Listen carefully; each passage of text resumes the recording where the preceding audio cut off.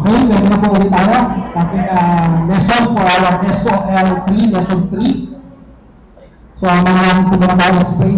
Father, we thank you for this wonderful morning, Lord God. Thank you for the things that you are doing in the life of these leaders and pastors, Lord God.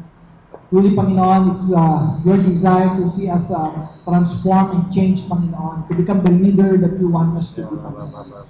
Lord, this morning, just allow your word, Lord God, to minister to us. Give us a heart that is ready and prepared, Lord God, to receive from you, to be molded by your word, Lord God. And we give you glory, we give you honor in Jesus' name. Amen.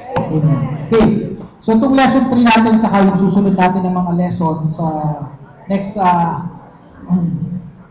meeting natin, we'll be talking about the personality of the leader. Okay? We know the importance of leadership in the success and fruitfulness of a particular group or ministry. So malaking bagay po, nakasalalay po sa leadership, yung tinatawag natin na fruitfulness na gusto natin makita sa ating mga ministry. Nabasahin po muna natin itong very familiar passage sa Galatians chapter 5, verses 22 to 23. Ano sabi ng Bible? But the fruit of the Spirit is love, joy, peace, patience, kindness, goodness, faithfulness, gentleness, and self-control. Against such things there is no law. Now, being a leader is very important because right now, when we try to observe what's happening ngayon, the world is looking for a different kind of leader. Amen. Sa Pilipinas ngayon, pag tinignan nyo, ang leader na hinahanap na natin, we are not into so much na hinahanap na natin yung talented or yung mataas ang pinag-aralan, but the qualities of honest, committed, and may tamang heart na leader. Amen. Yan po ang hinahanap ng world ngayon. And even in the church, if we will raise up leaders, what kind of leaders are we going to raise sa ating generation? And I believe it's so important that we examine the kind of leaders that we are producing. If everything rises and falls in leadership, the question is this: what kind of leaders are we really producing? Because whatever type of leader we are producing, that is the result that we will be reaping. Are you getting it? Ulitin ko po yun. Whatever kind of leader that we are raising, that is the type of things that we will be reaping. Yun po ang aanihin natin. The things that we are reaping right now is determined by the leadership that we have put in the position.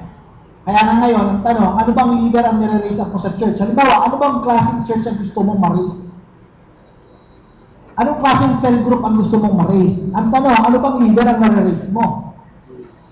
Na pag tinignan natin ang world, pag sinabi natin leader, most of the world, they are looking for leader na charismatic, amen, magaling magsalita, magandang lalaki, magandang babae. So, but those are not the kind of leaders that God want na i-produce natin sa ating generation. So ito, isa-isay natin. Ano ba yung mga important things na kailangan natin makita in order to really produce effective leaders? Tandaan natin, ang goal natin, makapag-raise up tayo ng effective leaders or tayo mismo personally, maging ano tayo? Effective leaders. Now, if we want to be an effective leaders, ano yung mga kailangan natin i-take note? Number one, yung tinatawag natin na personality ng leader. Ano bang ibig sabihin ng personality? Ano ibig sabihin ng personality? Sige. Yung, ito ka. That is who you are. Kung pag sinabi mo si June, may kaibahan ako sa ibang tao. Amen. You see, when God created us, He created us unique. Who you are. Alam niyo yung uniqueness natin, napakatindi. Na may pag-aaral na yung ating, alam niyo bang, we're so unique na yung ating mata ay walang katulad. Amen.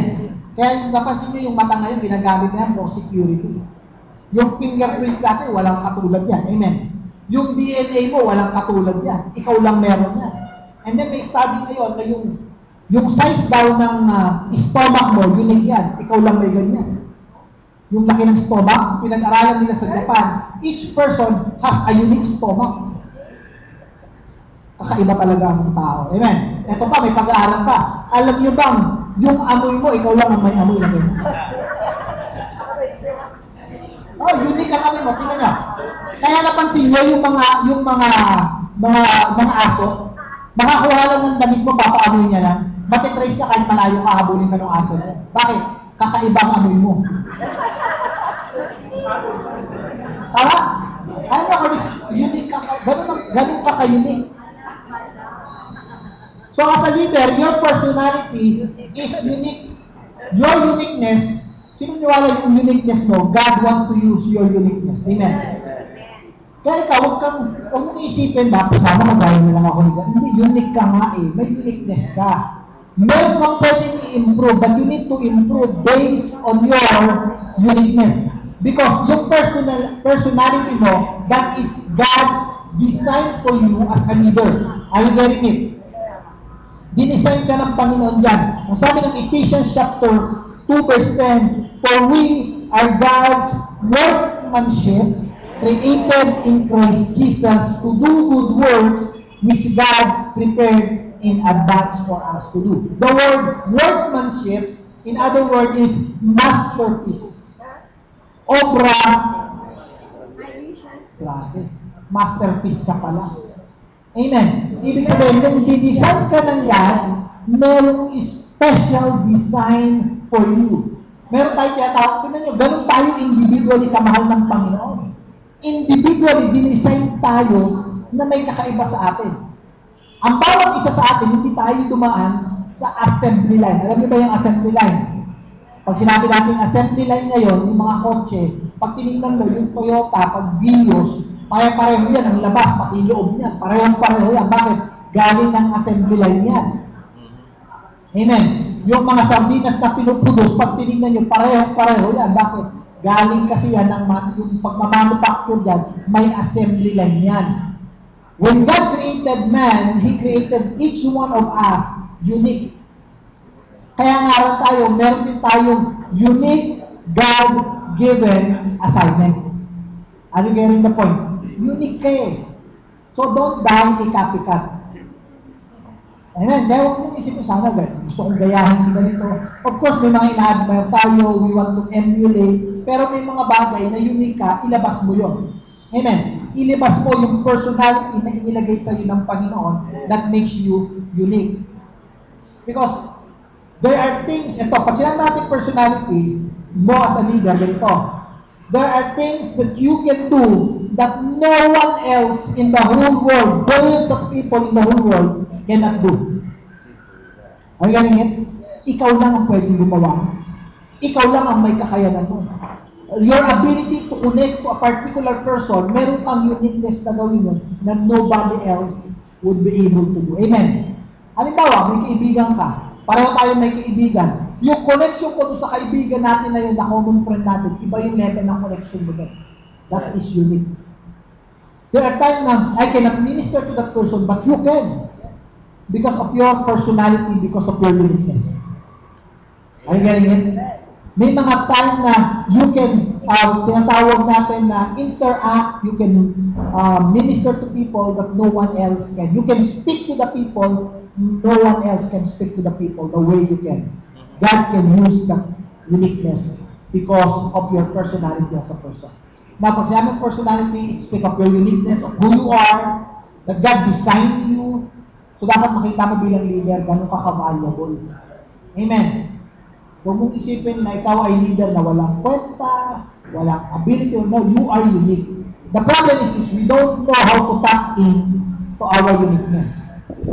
Kaya nga sabi ko yung word na, I can do all things through Christ who gives me strength. Hindi ibig sabihin yan, lahat kaya mong gawin.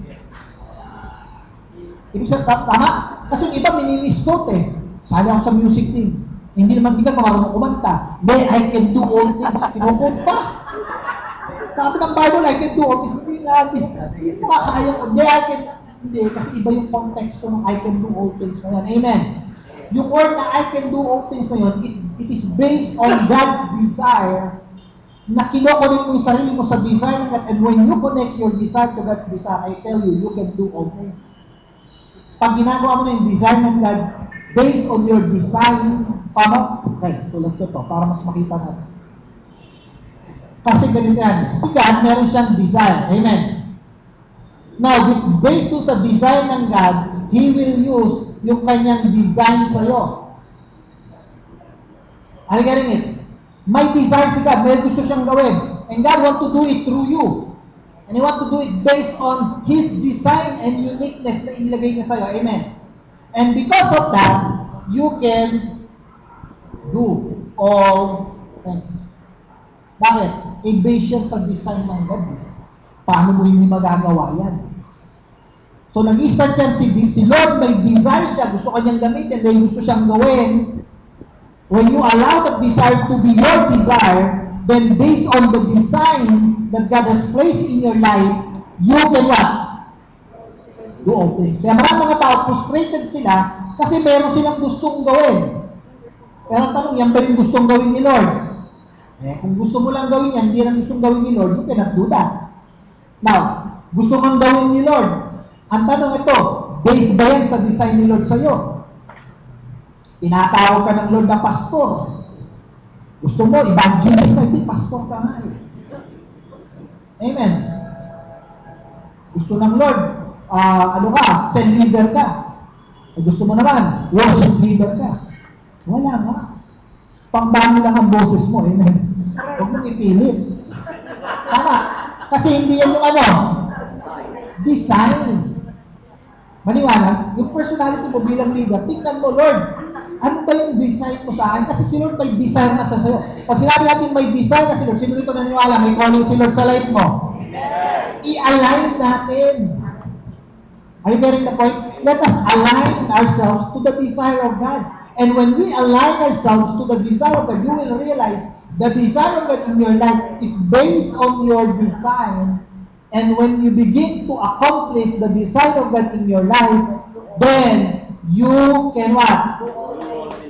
Do all things through Christ who gives you strength. Because God will strengthen you on those things that He wants you to do. Amen. Pero I tell you, kung hindi na pinagagawa ni Lord sa'yo, wala kang power. Wala kang backup. Mapoprostrate ka, mapapagod ka, maboburnout ka.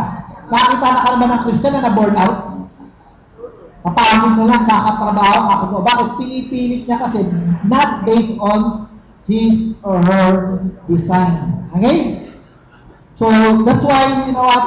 Yung personal na natin bilang mga leader, yung uniqueness natin. Kaya lang, ganito.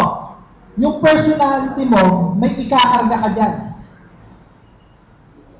Ano yun? Sabi ng Galatians chapter 5 verse 22 to 23, but the fruit of the Spirit. Ilalagay mo dun sa personal, yung uniqueness mo, dapat kargado yan. Ng ano?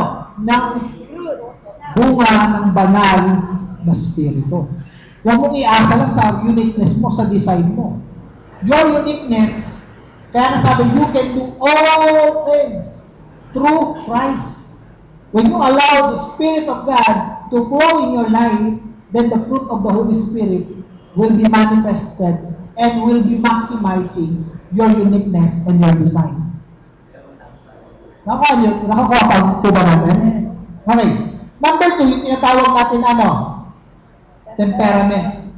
Ito, gusto kong personality natin. Pag sa personality, una, yung uniqueness mo. Ito, ano yung una?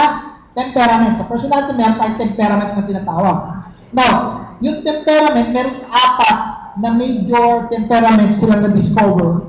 But 4 basic temperament proposed by Hippocrates is the sanguine, choleric, melancholic, or phlegmatic. Now, ito yung mga basic characteristic ng mga temperament na yan. Una, pag sanguine, yan yung mga enthusiastic, o vigorous, and athletic. Kaya yan yung mga, madali mo na ma-distinguish ang sanguine. Sa among the crowd, yan yung laging bangka na tinatawag natin, bumabangka. Diba, tahimik yung isang to, tahimik. Pag dumating si sanguine, iingay, gugulo, magtatawanan, kasi babangka si sanguine. Nakano niyo? Ganyan yan. Ang sanguine, very charismatic yan.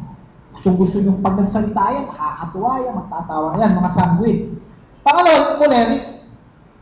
Ang choleric naman, these are born leaders but tends to get angry easily. Ito, mainitin ang ulo nito. Pero ito, goal-oriented to. Very objective mag-isip to pag choleric. Objective yan. Kaya lang, pagka hindi nagdi-disalign ka dun sa gusto niyang gawin, nagagalit ang choleric. Kaya ito, medyo strict. Kung kami yung mga strict yan, mga choleric yan. Dapat ito ginagawa natin. Choleric na leader yan. Amen. Number 3, tatawag natin ang melancholic. Ito naman tends to be calm but may fall in depression and sadness. Ang mga melancholic, ito yung mga emotional. Madaling umiyak. Pero usually ito madaling ma-depress kasi nga, ninanap ng lahat. Ang mga melancholic, ito yung mga magagaling na listener. Pag may iyak agad yan. Pero sila rin personality, dahil hindi nila agad ma-detach yung sarili nila dun sa emotion na yon, pine-personalize nila yon. Are you getting it? Pero ang mga melancholic naman, they are very creative.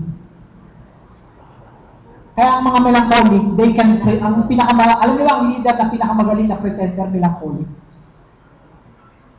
They can pretend na masaya. Pag tumayo sa stage yan, hindi mo mahalata kasi magaling sila, creative sila eh. But they are emotionally, unstable. Yung phlegma naman, this very easygoing but seems to be tired more often than not. Ang mga phlegma, madaling malaman yan, mga passive. May nangyari na, okay lang. Yung parang, hindi siya mainit, hindi siya malamig, okay lang. Wala lang, chill lang. Ito, mahirap i-drive ng konti ang mga phlegma. Okay, parang easy-go-lucky lang sila, parang okay lang, hindi na maganda nangyayari, okay pa rin. Akala na. Based dito sa ating, minsan ang mga leaders, they justify their action based on their temperaments. Hindi kaya ako disorganized kasi sanguine ako eh. Karin niya ba kayo ng ganan? Pasensya ka na, talagang ganito lang talaga ang approach ko, choleric talaga kasi ako eh. Mali. You know what, I realize there are leaders who capitalize on their temperaments and make it an excuse why they behave the way they behave. Na totoo, possible kasi na ikaw may temperaments ka, but I believe ito. Dapat yung fruit of the Holy Spirit should overcome the weaknesses of your temperaments and should maximize your what? Strength. May strength and weakness kasi ang temperaments, amen. Na yung weakness mo, hindi pwedeng idahilan yan. Kasi pag dinadahilan mo yan, isa lang ibig sabihin yan. Yung fruit ng Holy Spirit, wala sa'yo. Madali kang magalit. Kasi sabi mo, pasensya ka na, mainitin talaga ulo ko sa choleric kasi ako. Teka, ano ba sabi ng Bible? The fruit of the Spirit is patience. Self-control. Teka, bakit parang wala kang self-control? Ano ka ba? Christian ka ba na may temperament? Ano mauna? Yung temperament mo, yung pagiging Christian mo? Minsan ginagawa natin excuse. Nakita na ba kayo ng melancholic na na-depress? Depressed ako tagal. Di ba? Born again ka na, leader ka na. Wala na, overcome mo na yan. Amen. Kaya listen, ito kasi gusto kong makita niyo. Yung temperaments ninyo, ito, may temperaments ka.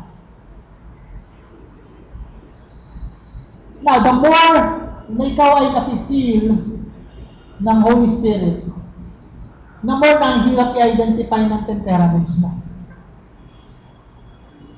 Are you getting it? Pero the more na wala ang Holy Spirit, lumalabas yung weakness ng temperaments mo.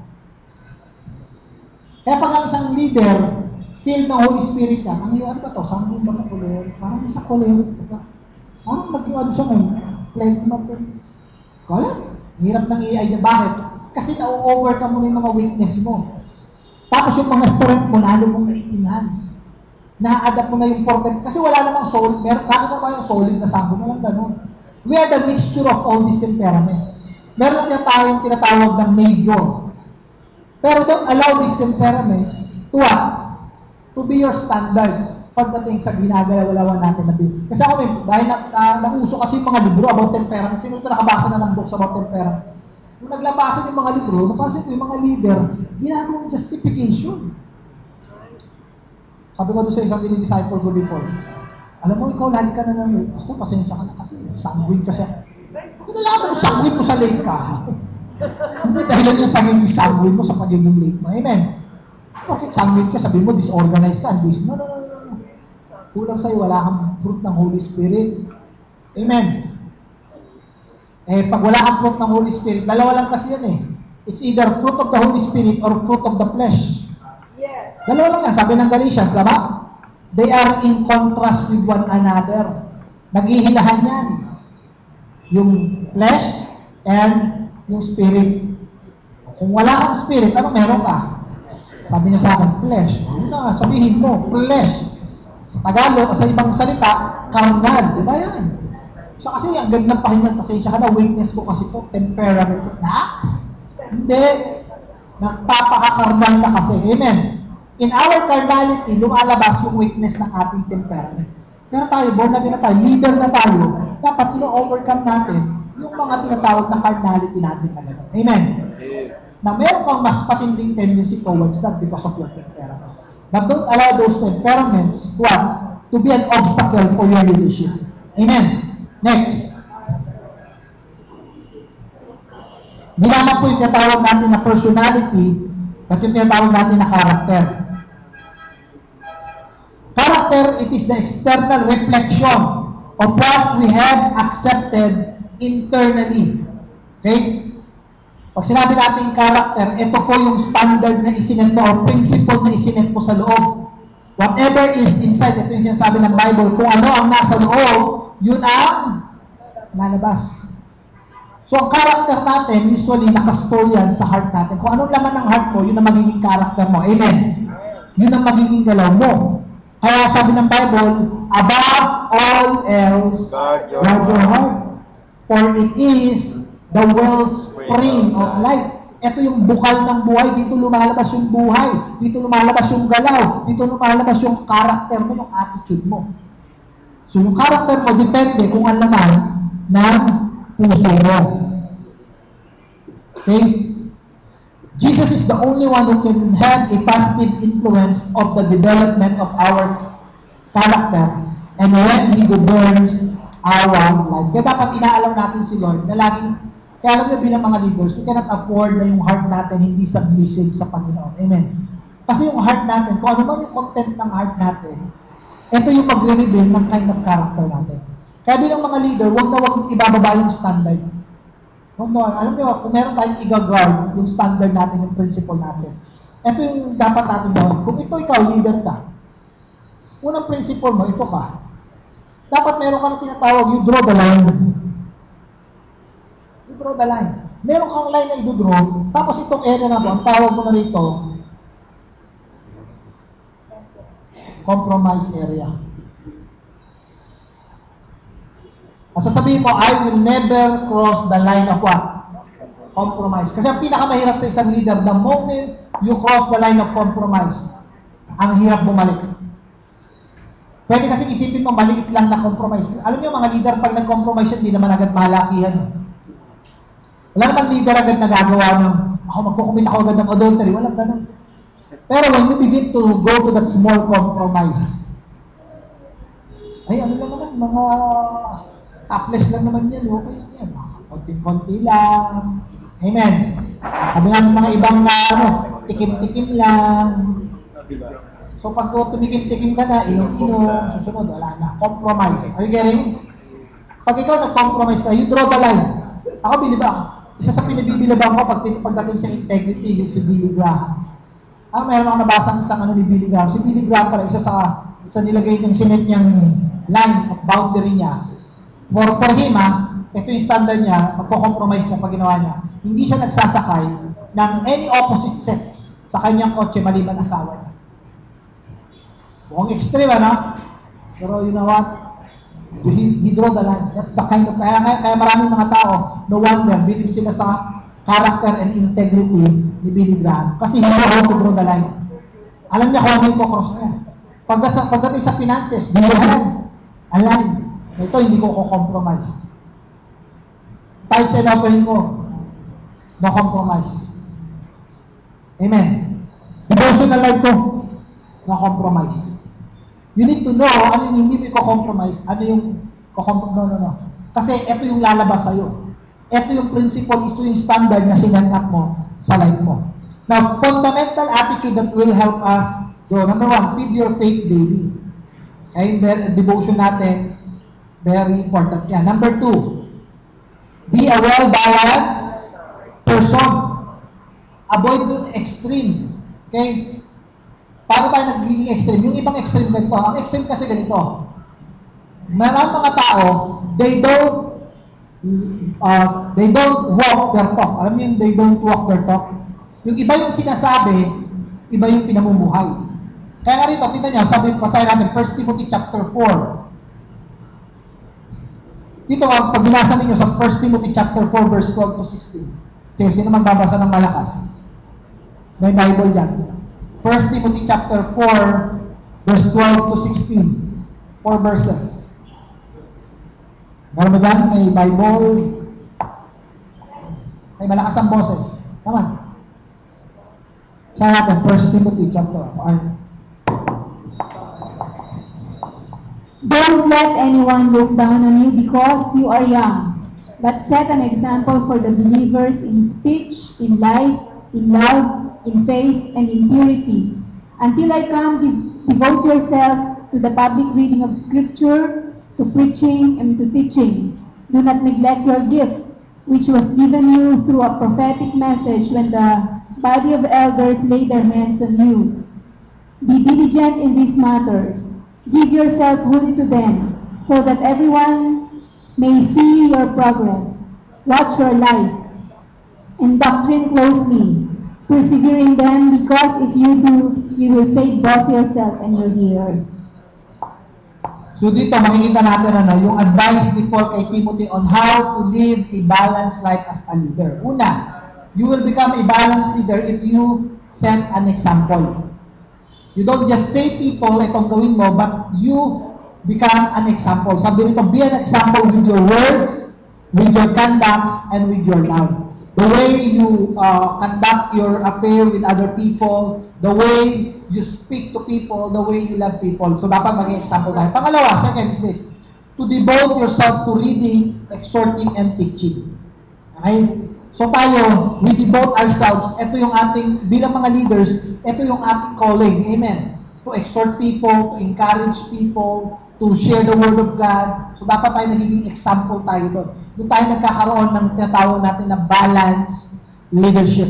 Okay, we will become a balanced person. Third, we must not neglect our spiritual gift. Meron tayong mga spiritual gift, meron tayong mga special ability na ibinigay ng Panginoon sa atin. We capitalize on that. And then, we will watch our life and doctrine closely. Okay, so dito makikita natin, ibabalance natin between yung ability, okay, and yung tinatawag natin na life natin. Ayan. Merong mga tao kasi, itong problema sa mga, ito kasi yung usually extreme na pinupuntahan ng isang leader. May leader, focus niya, puro ability. May mga leader, ang daming ability, may gifted. Pero makikita nyo, bumabagsak kasi napapabayaan yung life.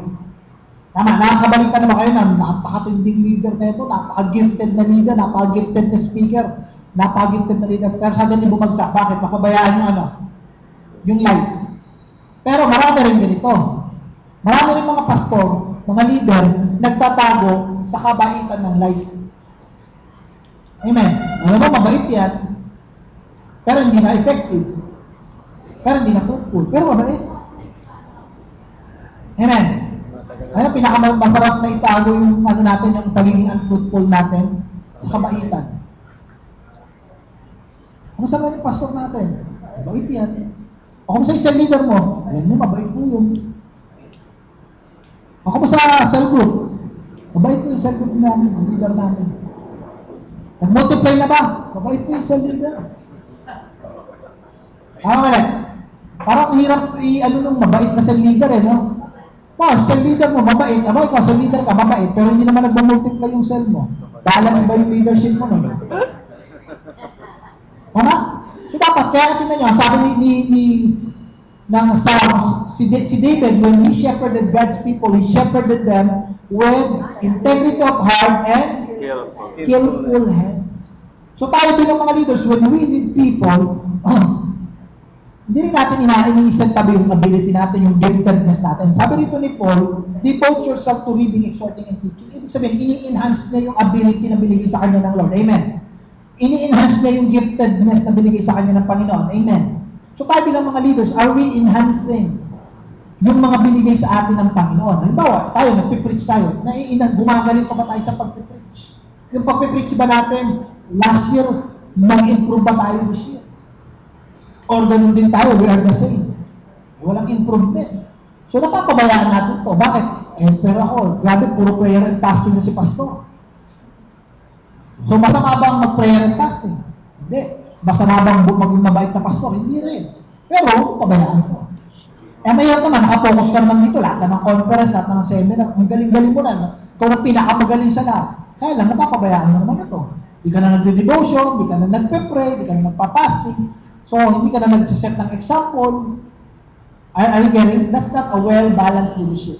And there's a tendency bilang leader, either of the two, pwede mong bagsakan. Now, ganito, if you're a very talented leader, you can fall on this, na mag-focus ka na rito. Alam niyo ba, isang magaling na leader, they can do things without even preparing? Hindi na magpe-prepare yan, bakit? Kaya ko na yan. Ayun, mag-focus na rito. Napapabayaan na ito. Yung substance. Kasi ang life yan, yung substance mo eh. Amen. Yung ability mo, superficial lang yan, skin deep lang yan. Pero huwag natin pababayaan. Okay, last and finally, get your family involved in the ministry. If you want to be an effective leader, you must always involve your family. In the G-Tour vision, we always emphasize yung tinatawag natin na the ministry is always a family affair. Okay, lalo na po kung tayo may mga anak, tayo po ay may asawa, dapat po involved. Kung hindi po ang alam niyo ba pag ang asawa niyo hindi involved sa ministry, the greatest hindrance sa ministry mo will be your partner. Or, your greatest asset in the ministry will be your partner also. Ano yan? That will be a secret weapon. Pag ang husband and wife, they work together in the ministry, strong po yan.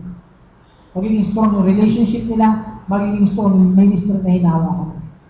Pero pag isa lang, makikita nyo, parang there's something that is missing. Kahit gaano pa po kagaling yung isa. Pati yung mga anak, kailangan po kapartner natin sa ministry yan. Okay? Because when God called us, He called us as a family. Amen. Nung tinawag ni Lord si Abraham, kasama si Sarah doon. Hindi yung pwedeng, sa GCP, hindi ba sabihin ni Lord, Abraham, may calling ako sa'yo, pero kumain nga, kung sabihin kaysa, no. Even si kay Sarah may rebellion. Amen. Kasama yung anak doon. Buong pamilya sila yung ginamit ng Lord para lumabas yung chosen nation. So, when God wants to use people, laging nai-involve yung buong family. An anointing of restoration sa family. Yan ang gusto mangyari ng Panginoon. Kaya gusto niya, bawat family natin, instrumental para magkaroon ng long-lasting transformation, okay, sa ating nation. A leader who sets the example. Kasi po, ang gusto ng Panginoon, kaya gusto niya ma-involve ang ating family sa ministry. Kasi bilang mga leader, tayo po yung tinitingnan ng mga tao. And if the people will see that we can lead our family, sila mismo ililid nila yung mga family nila. Amen. And we can see a very strong society pag strong ang family. Amen. Kaya kasi natin ang society ngayon nagka-crumble kasi nag-deteriorate ang family. Kaya bilang mga leader, ito po yung mga necessary checklist. Actually, itong personality of a leader part 1, gawin yung checklist. Ano ba, sa tinatawag ng personality natin, yung temperament. Ano ba temperament mo based sa pagkakaunawa mo? Now, doon sa temperament mo, gawin license. Gawin mo excuse. Gawin mo, Lord, yung fruit of the Holy Spirit, I want to be part ng life ko na to. Kasi mamaya sa seminar, pag-uusapan natin yan, yung fruit of the Holy Spirit. Para ngayon, mas maging evident, hindi nangingibabaw yung temperament mo, pero nangingibabaw yung buhay na gusto ni Kristo sa buhay mo. Tama, kaya nga sabi, we are being transformed from glory to glory. Ang nagiging kawamis natin, sino? Si Kristo. Tama, yung Christ-likeness. mangyayari lang po yung Christ-likeness if we allow the fruit of the Holy Spirit to really be manifested in our life. Amen? Sige po. Ito po ang gagawin natin bago po tayo mag-proceed sa ating seminar. But I want you to make your own personal checklist. Okay? Gagawa po tayo ng personal checklist natin based po dito sa mga pinag-aralan natin. Okay? And every day, gagawin ninyo, you check on that. Una, isulat ninyo yung tinatawag natin, yung fruit of the Holy Spirit. Ano yung fruit of the Holy Spirit? 9 yan. Tama? But the fruit of the Holy Spirit is what? Love, joy, peace, patience, kindness, goodness, faithfulness, gentleness, and self-control. Gawin mo checklist niyan, checklist niyan. Based on that, titignan ninyo. Nangingibabaw ba ito o yung temperaments mo? Nangingibabaw ba ito o may mga character flaws ka? Kasi pag wala ito, definitely yung character flaws lalabas yan. Amen? Halimbawa, wala yung fruit of the Holy Spirit, I tell you, yung line of compromise na to, very dangerous yan. Kasi you are out of control. Kasi wala kang self-control. Salit na may love ka, may hatred ka. Amen? Isa ba? Sino rito mainitin pa ulo mo, you get easily angry. Teka lang, fruit of the Holy Spirit. Kasi we cannot afford bilang leader na hindi nagmamanifest. Kasi ang fruit kasi, manifestation. Tingnan niyo ha, ang isang puno, malalaman niyo na ang isang puno healthy pag nag-manifest yung mga bunga. Amen. Halimbawa, mangga. Pag nakita mo yung mangga, lilit ng bunga, sabihin mo, hindi na itong puno ito, lilit ng bunga na yun, maganda itong puno na ito. Amen. Sabihin mo, gusto mo ba, yung ba yung gagamitin mong binhi? Magkatatayo ka ng mango orchard. Nakita mo yung isang puno, maliliit yung bunga. Kukunin mo ba yun? Gagawin mong binhi yun? Hindi mo kukunin binhi yun. Dahil alam mo, yung ilalabas na puno nun, hindi healthy. Tara, ang ginagawa mo, namimili ka ng maganda, binhi. Ganun din tayo. Yung life natin, mahirap kung ibaba yung tinatawag natin na fruitfulness sa life natin. Kung tayo yung life natin, hindi tayo magandang puno. Kasi DNA ang pinapasa natin. Kaya itong tinatawag natin na fruit ng Holy Spirit, yan po talaga dapat makikita muna sa buhay natin. Amen. So gawin ka checklist. Gawa tayo ng checklist. Okay? I-check ninyo everyday sa life natin. Kasi we have a tendency para yung life natin, well-balanced life. Okay. Na pangalawa sa checklist.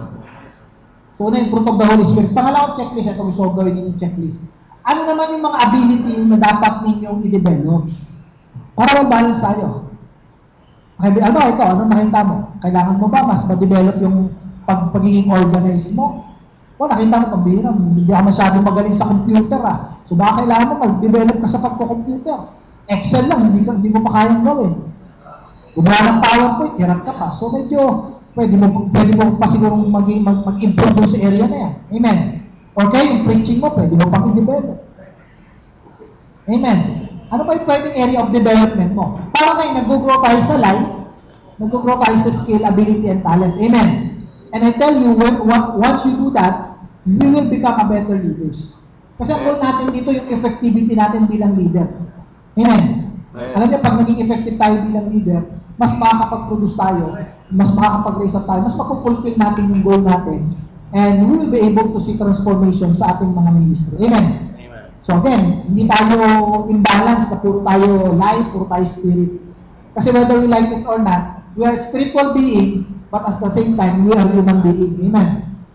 Tama mali? Tao pa rin tayo. So, dapat we know how to improve yung mga inilagay sa atin ng Panginoon na nasa atin. But at the same time, yung spiritual manifestation ay hindi rin natin pinababaya, which is the fruit of the Holy Spirit.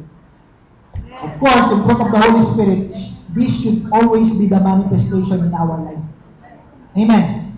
So, hindi natin pwedeng magulita. Ito kasi, experience ko. Meron akong nakausap na pastor. Sabi niya sa akin ganito, Pastor, alam mo, isa sa bagay na hirap ako is yung mag-manifest ng love. Karinig na kayo ng gano'n. So bakit naman pastor? Kasi pastor, yung kinalakihan ko, hindi ako nakaramdam ng pagmamahal sa parents ko. Tama? Kaya ako hirap ako mag-express ng love. Methodist po ba yun? Methodist. Sabi ko sabi ko sa kanya, Pastor, kasi ang problema natin, those are human experience. Amen. But we have a spiritual access that we can love because we receive love. Amen. Kaya nga sabi ng Bible, I think it's 1 Thessalonians 4:9, kung di ako nagkakamali. Sige nga.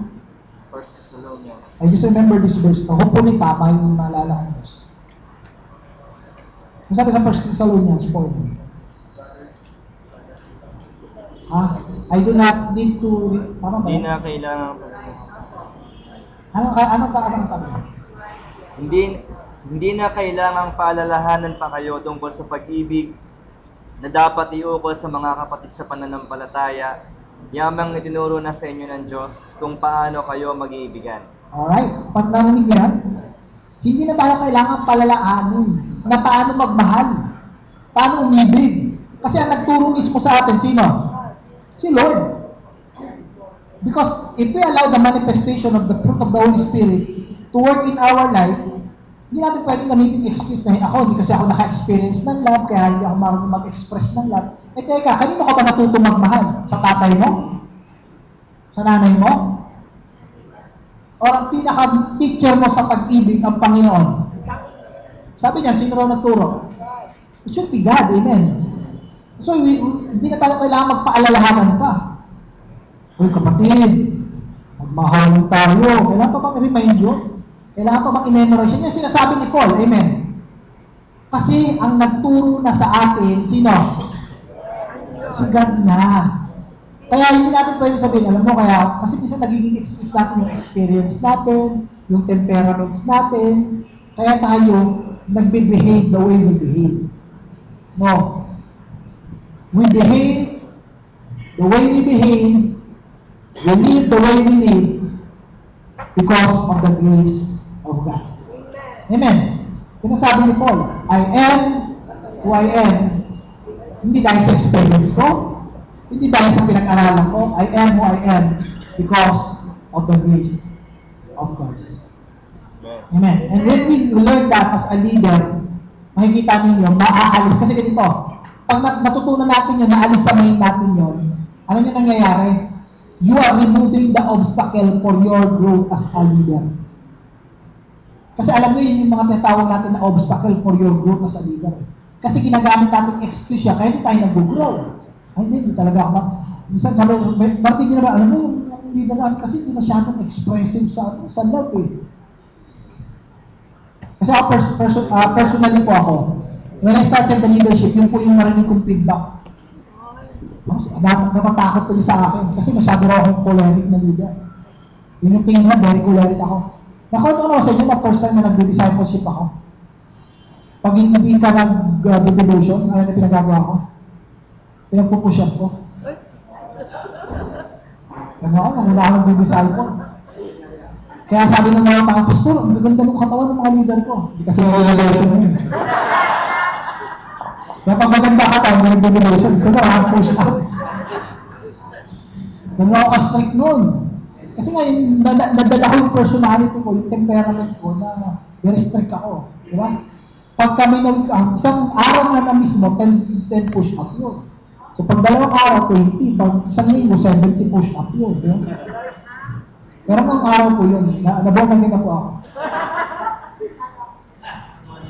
Pero bago, sabi ko, I realize, pwede palang mabago. Amen. Kasi ako nakita ko sa mga leader ko rin yun eh. Unti-unti binabago ng Panginoon. Kaya nga fruit ng Holy Spirit. Yung bunga na yun, oo na, maliit mo na yung bunga, pero lumalaki yan. Di ba? Hanggang sa mahinog na, kasi rito hinog na yung bunga sa dati mainitin ang ulo mo ngayon, nagugulat ka, nakakontrol mo na. Amen. Di ba? Tama? Parang minsan nagdodrive ako. Biglang may kumat sa akin. Pagkat sa gusto kong buwas ako ng bintana, sisigaw na ako eh. So sabi ng asawa ko, pastor ka. Pastor ako. Isa kasi mag-iinis ka, di ba? Kaya lang maganda rin talagang yung fruit ng Holy Spirit nandun ako, hindi minsan makakapag-ano ka, di ba? I remember nung last time, nakatigil lang ako, akalain mo may isang van, nakatigil na ako, kinat ako, kumano na gano'n, gas-gas yung kotseng dala. Haba ng gas-gas, tapos tumakbo pa. Ay, tata tumatakbo pa, hinahabol ko. Paghahabol kong gano'n, buti may nakita akong traffic, so, tinakbuhan ako. Tapos, nalaman ko, ano lang pala siya. So, nung tatakbuhan pa ako. So, nalaman ko, ano lang siya, company driver. So, pinunta na kami doon sa may, ng pulis, inaano na yung, sa pasirox na yung mga papeles. Pasirox na to. Sabi, sino ba may kasalanan? Nag-admit naman siya may kasalanan. Pasirox mo to. Sabi nung family ko, sige po, pagbalik niya. Hindi ko alam paano ako uuwi. Sabi, bakit? Kasi wala na po akong pera. Pinampasirox. Kasi mabot ng mga 70 pesos yung pasirox. 70 pesos lang. Hindi na po yung pamasahin ko. Ganun ba? Tapos may babayaran mo sa pulis yata na 150. Wala na raw siyang pera pamasahin. Pabira, sabi ko, Lord, pastor ako. Sa halip na mainis ako, alam niyo, naka 500 pesos pa ako doon. O paluwal pa ako na pinangga ako pa nagpaluwal. Tapos pag uwi ko, sabi ko na lang sa staff, sabi ko, kapatid, kasi hindi ko kotse nung isa sa mga staff kapatid, ganito, walang pera yung nakabang nga, paano ba ito? Sabi, pinakiusapan ko na lang. Huwag na natin yung puso, kawawa naman, baka iaano pa sa kanya yung babayaran niya pa yung isa. And I realize, sabi ko, alam niyo, sabi ko, Lord, ang laki na pala ng binago ko. Kasi kung nung araw yun, sabi ko, baka nasigaw ako na talaga, nagaling na. Kasi kilala mo sarili mo, amen. Din mo nakikita, the manifestation of the fruit of the Spirit, nagbabago sa heart mo. Amen. Sino dito nakikita mo, nababago na? Kaya nga dapat kayo, minomonitor nyo yan. Lord, ano na ba yung binabago? Ano ba kailangan? Kasi alam nyo, may mga bagay kasi intentional gagawin natin. Amen. Intentional talaga tututukan natin. Huwag natin hayaan na sasanay tayo na okay lang. Na ganito tayo bilang leader, no? There's always room for improvement. Sabi nga, I remember this quotation, when we start growing, we stop leading. As a leader, if we stop growing, we stop leading. Kaya mga kapatid, huwag natin hayaan na hindi tayo nag-grow bilang leader. Okay? Dapat lagi tayo nag-grow, lagi tayo nag-improve, lagi may development sa natin character, sa tinatawag natin na skill natin bilang leader. Okay? Napunta natin yung tinatawag natin na consolidation natin. Pag-usapan natin yung fruit ng Holy Spirit. So ito, parang lang to, karugtong lang. Maganda karugtong to nung pinag-usapan natin sa lecture. No? Kaya, let's dive in immediately dito. Isa-isahin kasi natin yung fruit of the Holy Spirit. If we want to see the manifestation of the fruit of the Holy Spirit in our life, okay, ano ba yung gusto natin makita? Puntahan muna natin ito. The fruit of the Spirit. Sabi nito, the gifts represent the capacity or the power in the believer. The fruit represent the character.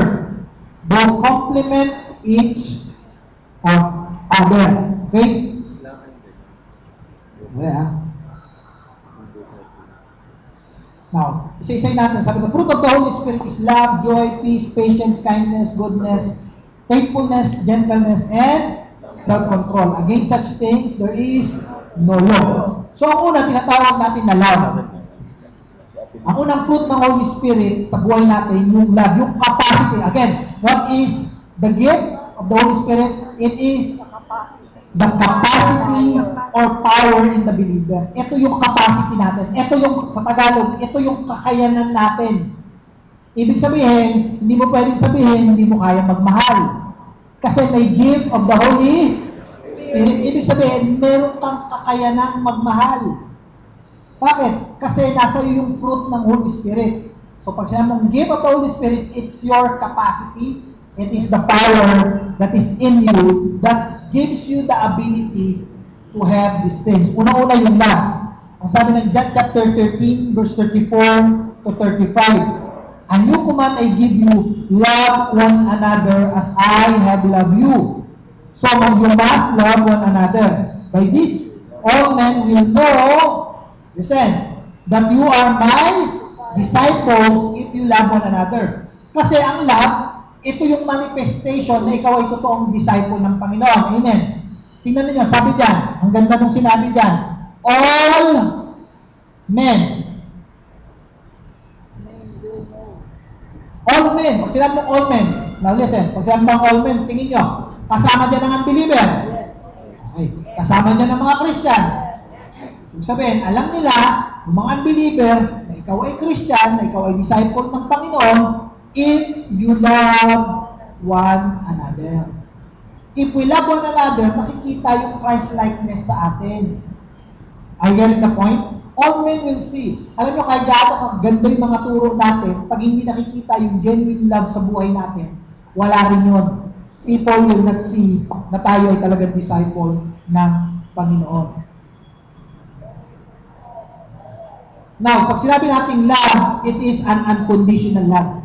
Alam niyo, madaling mahalin ang lovable. Amen. Totoo ba ano sa mga anak? Sinong pinakamasarap mahalin? Diba yung nalambing, yung masunod sa'yo, yung pag inutusan mo, anak, pakikuha naman yung sapatos ni daddy, sunod agad, ang sarap mahalin yan. Pero subukan mo, madali bang mahalin yung anak na rebelde? Ako, mahirap yan. Matigas ang ulo. Umaba ng kalooban, ako, mahirap mahalin yan. Pero pag sinabi mong agape kind of love, it's unconditional love. Amen. Now, ito na papasok. Kasi, normal ba sa tao na mahalin yung madaling mahalin? Yes. Normal yun. Pero malalaman mo yung fruit, yung power, yung capacity mo to love, pag ang kaya mo nang mahalin, yung mahirap mahalin. Tingnan nyo, kaya sabi ng Bible, love your enemy. Madali bang mahalin ng enemy? Mahirap yan. Now, pag nagawa mo na yan, ay, fruit na ng Holy Spirit yan. Amen. Halimbawa, tingnan ninyo. Gawin natin practical yung manifestation ng love. Nakita mo, hindi mo gusto yung tao na yun.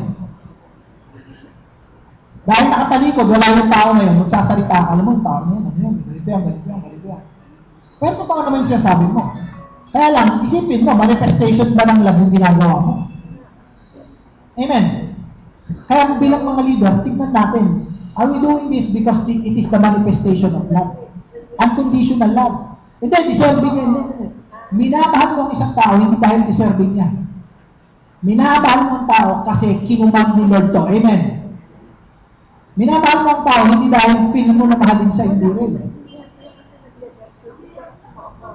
Talagang ngayon, kaya nga kailangan mo ng power. Amen. Kasi normal, hindi mo kayang gawin yan. Kailangan mo ng power ng Holy Spirit. Kaya nga agape kind of love. Kaya yung mga tao sa mundo, pag nakita nila, kakaibang love yun ah. Hindi love natin tayo, we can love people that are lovable, we can love people that are close to us. Pero to love people that, parang tinan niyo, bakit maraming nakakilala sa Ecuador? Alam niyo nangyari? Kay Jim, yung pilot? Naalala niyo yung pinatay siya ng mga missionary sila sa South America? Pinatay sila ng mga Auca Indian. Anong pangalan niya? Nakakalimutan ka apelyido niya. Jim. Hindi siya si Jim Carrey. Kalimutan ka pangalan eh. Jim Elliot. That's it. Si Jim Elliot. Remember the story of Jim Elliot? Bakit maraming na born again sa area na yun? You know what? Nung time nila, pumunta sila Jim Elliot tsaka yung mga missionary sa Aucas Indian. Wala silang fruit. For a long time nandun sila, wala silang fruit. Until pinatay sila ng mga Aucas Indian. Yung mga Aucas Indian, na born again lang sila, nagulat sila, dahil yung asawa mismo ni Jim Elliot, Elizabeth Elliot, pumunta rin, nag-minister sa kanila.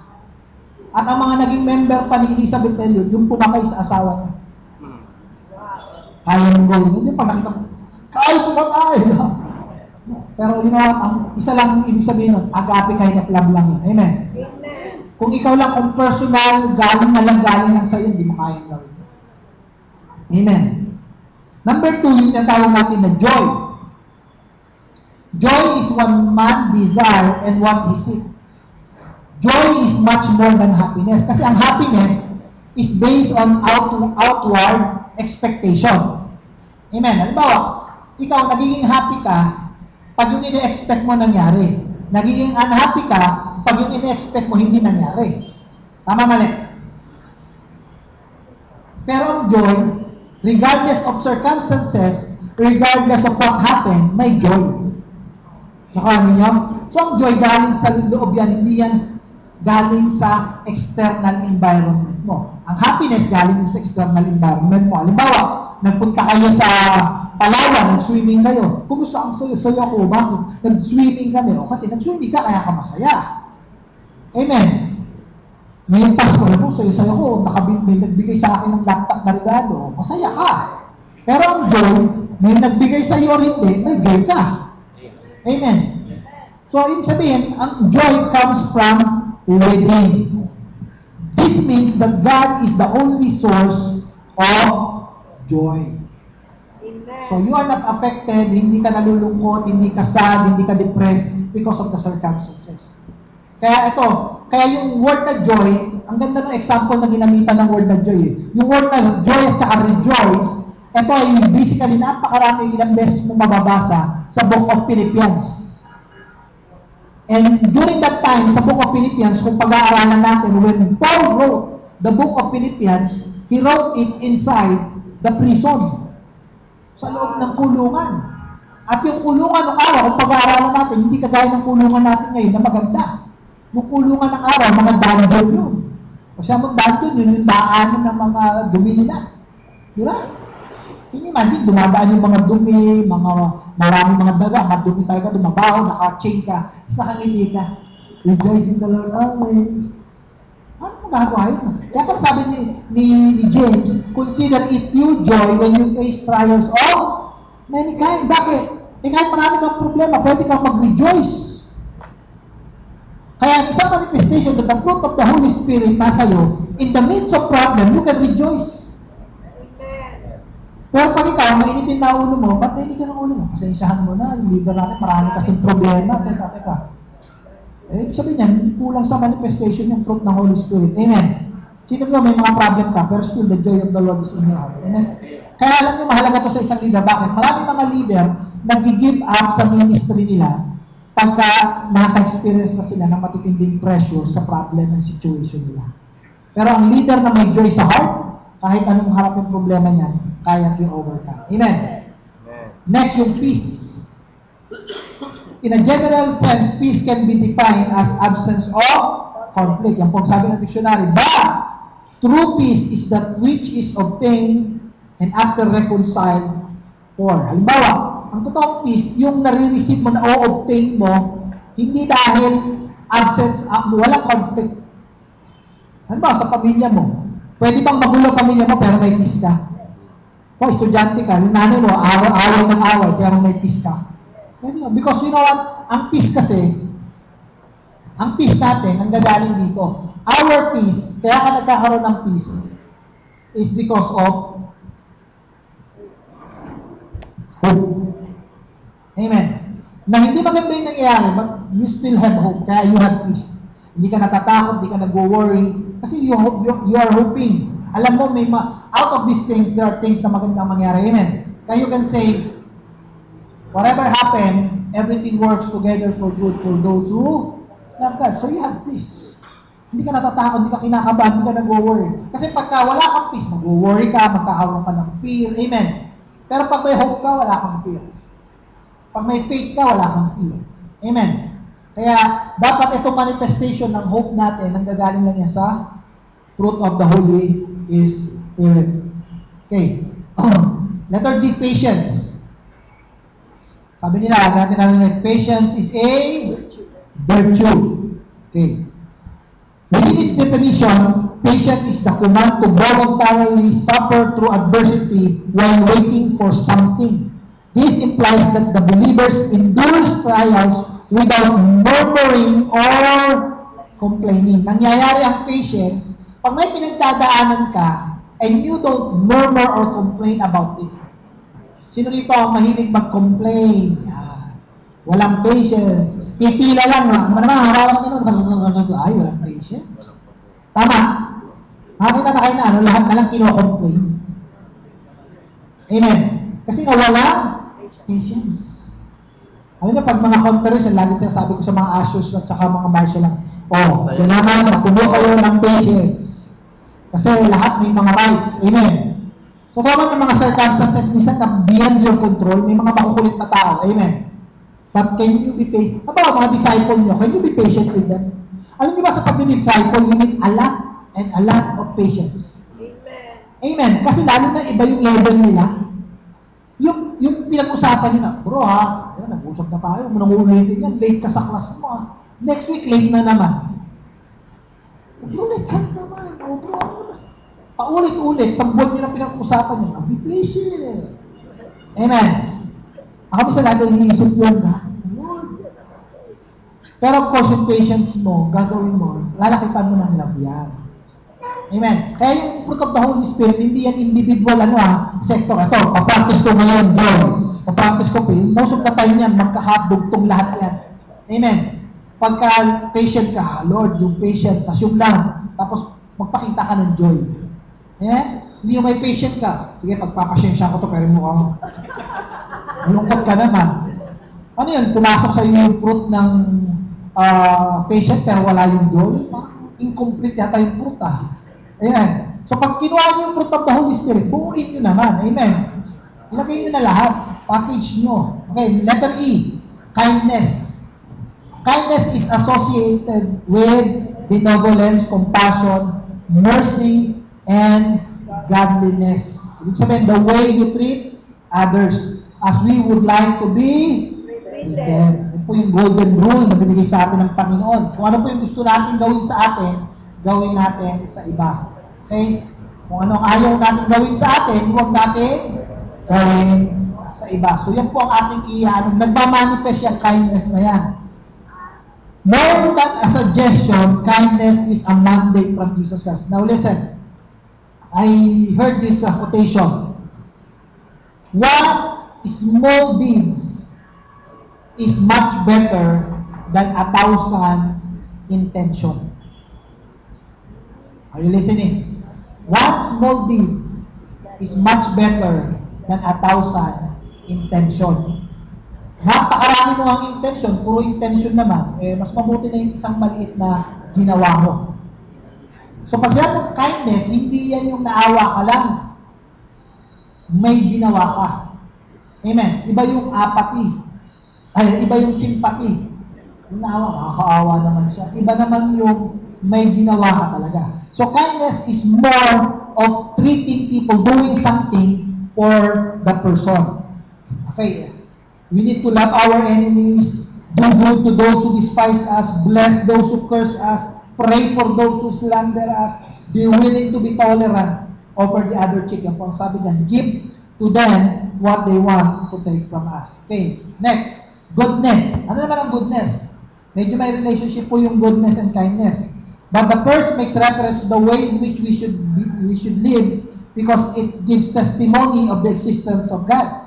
The goodness of God in the life of a believer confronts the world with God's existence. Pag sinabi natin goodness, it's the way you behave. Ito yung nakikita ng mga tao. Paano ka ba nag-behave in a certain situation? Your goodness. Kasi nagre-reflect yung goodness ng Panginoon sa buhay natin. The biblical concept of goodness includes moral excellence. Alam mo, nasa work ka, yung moral excellence mo, kitang-kita ba? Estudyante, namomopya ka ba? Amen. Sumusunod ka ba sa traffic rules? Yan. Goodness yan. And then next, yung tinatawag natin na faith. Okay? How do we express our faith? To believe. Hindi, ang faith kasi, it override yung tinatawag natin ng mga worry natin. Amen? When we worry. And then yung meekness natin, or yung pagiging humble. Meekness allows us to have enough willpower not to let our circumstances overcome us and affect our enthusiasm. So pag sinabi natin regardless of what we have or the position that we handle, we need to remain humble. Alam niyo, ang pinakamatinding manifestation ng humility is when you learn to say the word, I'm sorry. Ano yung pinakamahirap gawin? Or sabihin yung word na sorry. Yan isang matinding manifestation. When you know na ikaw ang nagkamali, and you can manifest the fruit of the Holy Spirit by saying, I'm sorry. Yung admittance mo na nagkamali ka. And last and finally, yung tawag natin na self-control. Self-control is a manifestation of the Holy Spirit defined by the capacity to improve any weaknesses. Ino-overcome natin yung mga weaknesses na meron pa tayo. Sino rito mag-admit may mga weaknesses pa tayo sa life natin? Kasi yung self-control, maraming area yan. Pwedeng wala kang self-control pagdating sa sa discipline, wala kang self-control pagdating sa panunood mo, wala kang self-control pagdating sa pagsasalita mo. Tama? May mga ganyan yung tactless. Salita na ng salita. O, kailangan mo yung self-control. Amen. Hindi na pa naman, walang self-control pagdating sa mga wrong habits sa life. Panunood ng TV, or pagdating sa money, pag-expend ng money. So, depende yan kung anong level yung kailangan mo i-control sa life mo. Okay? So, ngayon pa ito gagawin natin as we Itong 9 manifestation na yan, I want you to rate. Okay? I-rate mo. Pag pray mo mabuti, i-rate mo. So, after that, mag-group kayo ulit. Yung groupings natin. Mag-group kayo. And then, out of, ganito yung score natin. From 1 to 10. 10 pinakamataas na points, 1 pinakamababa. Tingnan mo, doon sa fruit of the Holy Spirit, i-grade mo yung personally ikaw yung assessment mo sa life mo. Okay? Para ngayon, yun yung ipagpe-pray natin. Lord, I need the fruit of the Holy Spirit in this area of my life to really manifest. Mag-manifest yung fruit ng Holy Spirit. Amen? Sino niwala we need to pray for one another? Magpo ng Bible, let us pray for one another. Let us carry each other's burden. Para tayo we can become a better leaders. Para mamaster natin yung fruit ng Holy Spirit. Okay, so may mga group na kayo, di ba tigli-5? Sige, 2 group dito, 2 rito sa likod. So personally muna, kayo muna, prayerfully, sagutan ninyo yan. 1 to 10, okay? 1, pinakamababa, 10, pinakamataas. Kaya mo, nakita mo, I'm doing okay sa area na to, pwede mo ilagay, 9 or 10. Talagang halos wala ka ng weakness dyan. Pero kung nakita mo, medyo struggling ka pa doon sa isang area, you can put, Okay, so be honest, para tayo, we know what we'll be praying for. Okay, pray muna tayo bago tayo mag-groupings. Come on, let's go on ahead, let's close our eyes. Father, we thank you for this wonderful morning, Lord God. Salamat, Panginoon, because Ikaw ang patuloy na nagbabago sa mga buhay namin, Lord. You want us, Lord God, that the fruit of the Holy Spirit will really be manifested sa life namin as a leader. Lord, we represent, Panginoon, our God, our Savior, our Lord. And ganoon din, Panginoon, as a pastor and leader sa ating mga simbahan, we represent, Panginoon, yung authority na ibinigay mo sa amin, Lord. That people look at us, people imitate us. So, Lord God, help us to really live and manifest the fruit of the Holy Spirit in our life, in our leadership, Lord God, so that you will be glorified and you will be exalted. We give you honor and praise. In Jesus' name we pray.